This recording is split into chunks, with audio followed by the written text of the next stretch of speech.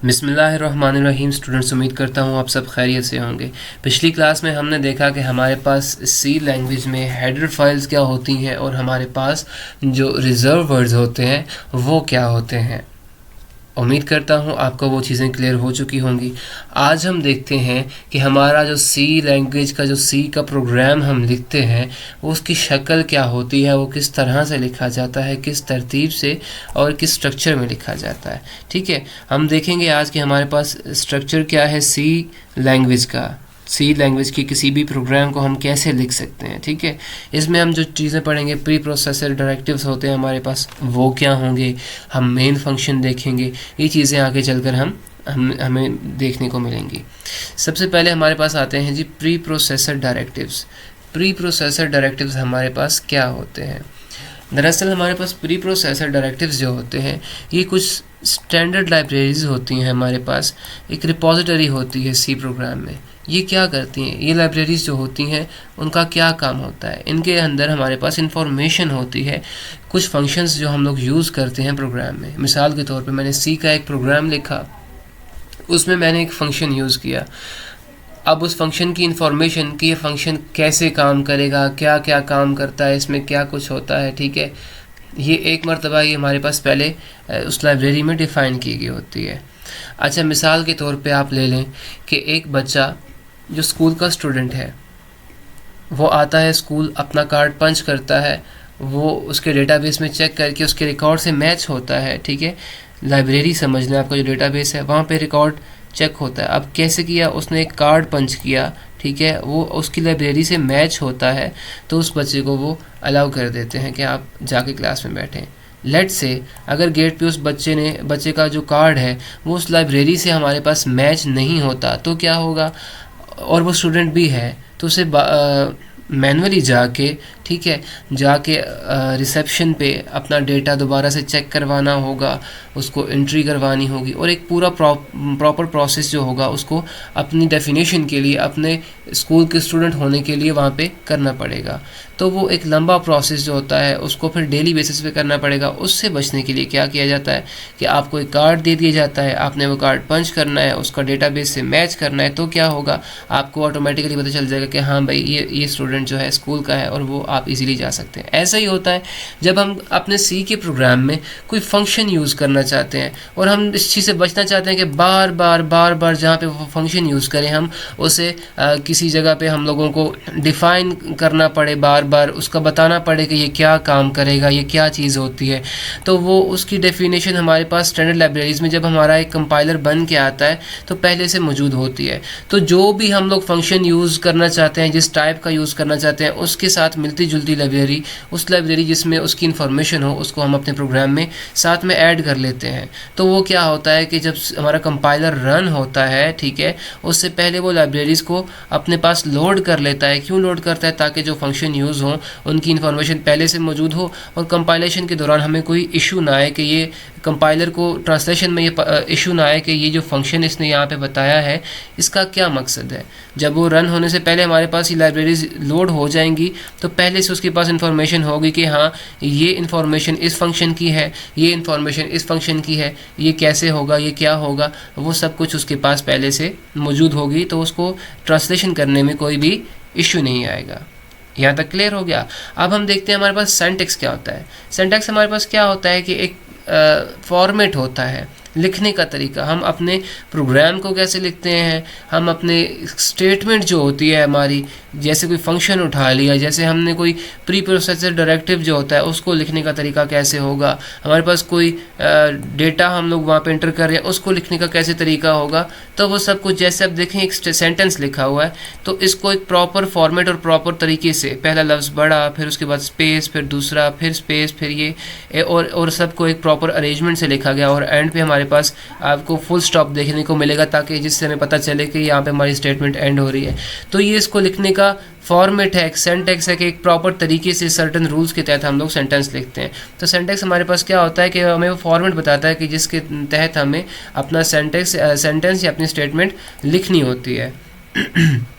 अच्छा, मज़ीद हम देखते हैं कि हमारे पास जो लाइब्रेरीज़ हैं वो कैसी होती हैं, कौन कौन सी टाइप की होती हैं, उनका सिंटैक्स क्या होता है, ये हम आगे चल के देखते हैं। सबसे पहले हमारे पास हैश इंक्लूड का प्री प्रोसेसर डायरेक्टिव आता है। ठीक जी, हैश इंक्लूड का प्री प्रोसेसर डायरेक्टिव हमारे पास क्या करता है कि मैंने जैसे पीछे बात की, हमारे पास कुछ हेडर फाइल्स हम लोग लाना चाहते हैं अपने प्रोग्राम में जिनमें वो फंक्शनैलिटी किसी फंक्शन की पहले से डिफाइन हो। तो हैश इंक्लूड क्या करता है कि जब हमारा प्रोग्राम रन होता है तो वो लाइब्रेरी में जाके जो हेडर फाइल हमने अपने प्रोग्राम में लिखी होती है उसकी सारी इन्फॉर्मेशन उठा के जो उस लाइब्रेरी उस हेडर फाइल से मिलती होती है वो प्रोग्राम में वहाँ पे जाके रख देता है जहाँ पे हमारे पास हैश इंक्लूड का फंक्शन यूज़ होता है। हैश इंक्लूड का डायरेक्टिव जो होता है यूज़ होता है। क्या कहता है कि it allows header files to be processed by compiler.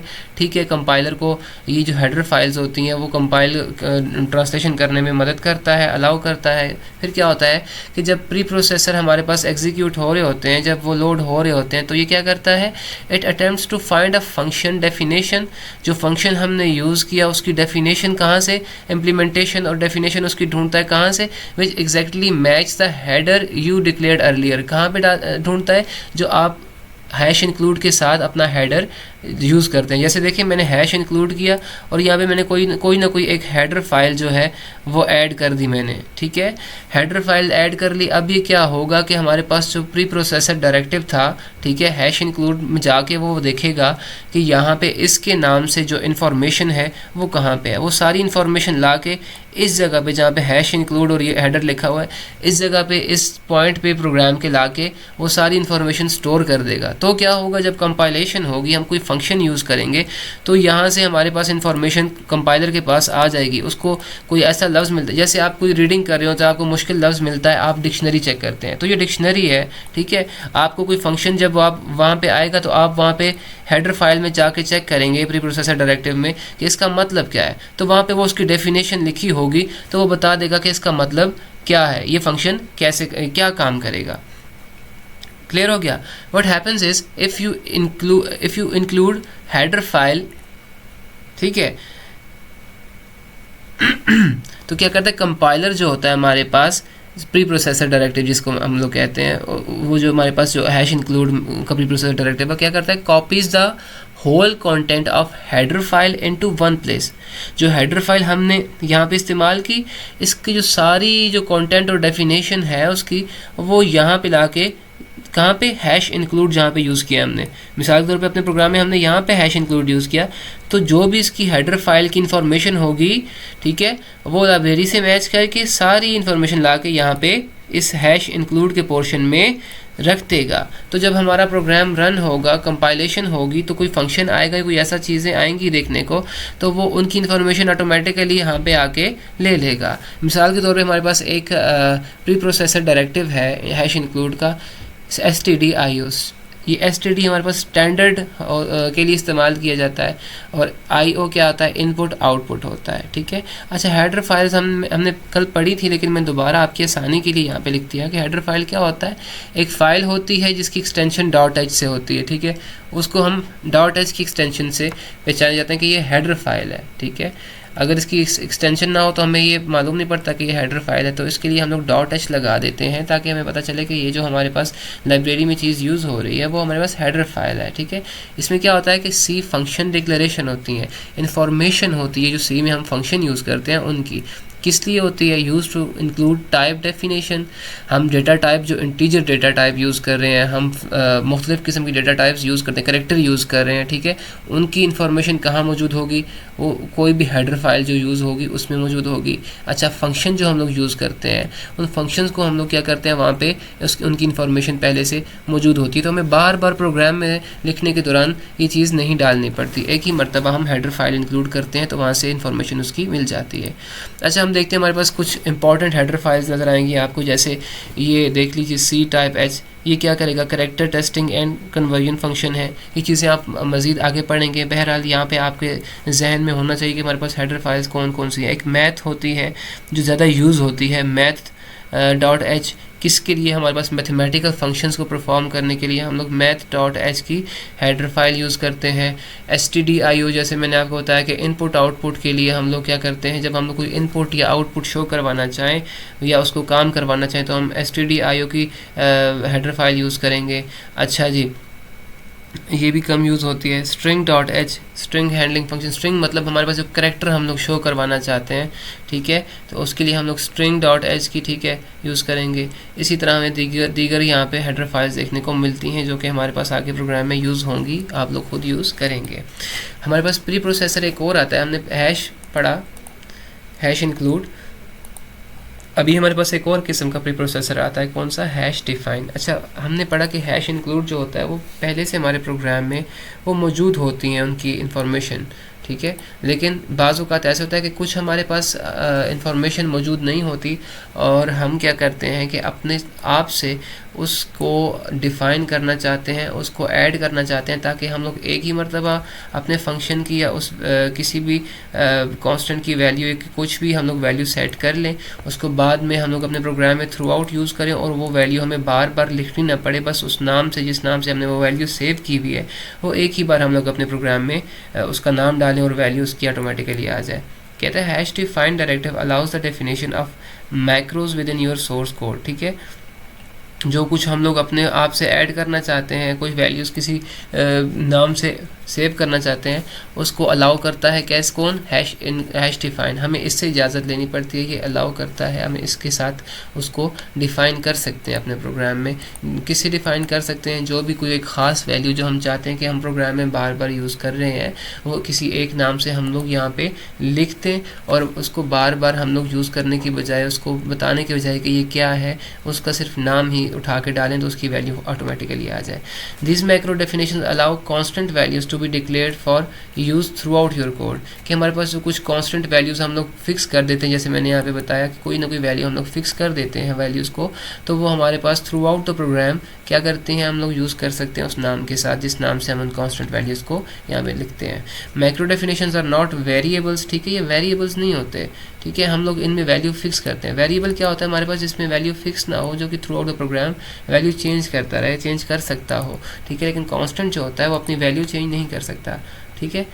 Okay, मिसाल देखते हैं। हमारे पास पाई है, ठीक है, अब हमारे पास पाई की वैल्यू क्या होती है, 3.14। मैं चाहता हूँ कि अपने प्रोग्राम में एक बार ये चीज़ बता दूँ कि मेरे पास जो पाई की वैल्यू है वो 3.14 है, और जब मैं दोबारा प्रोग्राम में किसी फार्मूला में कोई वैल्यू डालना चाहूँ तो मैं डायरेक्ट लिखूँ, जैसे मैं 2 इंटू करना चाहता, एक मिसाल के तौर पे,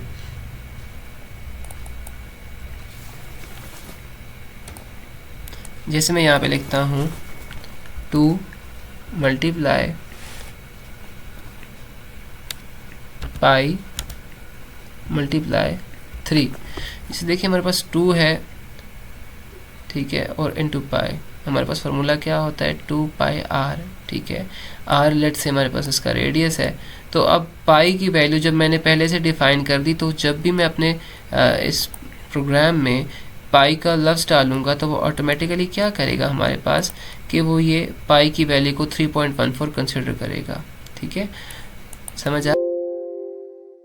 तो इसी तरह से हम लोग डिफ़ाइन के साथ कुछ फिक्स कांस्टेंट वैल्यूज़ यहाँ पे बता देते हैं, जो हमारे प्रोग्राम में एक मरतबा डिफ़ाइन होती हैं और हम बार बार उनको प्रोग्राम में इस्तेमाल कर सकते हैं। अच्छा, हमारे पास प्री प्रोसेसर डायरेक्टिव्स आते हैं, उसके बाद हमारे पास क्या चीज़ आती है स्ट्रक्चर में, हमारे पास मेन फंक्शन आता है। मेन फंक्शंस आप समझ लीजिए कि हमारे प्रोग्राम का सबसे इम्पॉर्टेंट हिस्सा होता है, इसके बगैर हमारा प्रोग्राम कंप्लीट नहीं होता, और ये वो जगह होती है मेन, जहाँ पे हम लोग अपनी सारी जो इंस्ट्रक्शन, जो काम हम लोग करवाना चाहते हैं अपने पीसी से, अपने कंप्यूटर से, अपने सिस्टम से, वो मेन फंक्शन में। अब देखिए मेन यानी कि ये मेन हिस्सा होता है, तो इससे हम लोग जो सारे काम करवाना चाहते हैं वो मेन फंक्शन की मदद से करवाते हैं, ठीक है।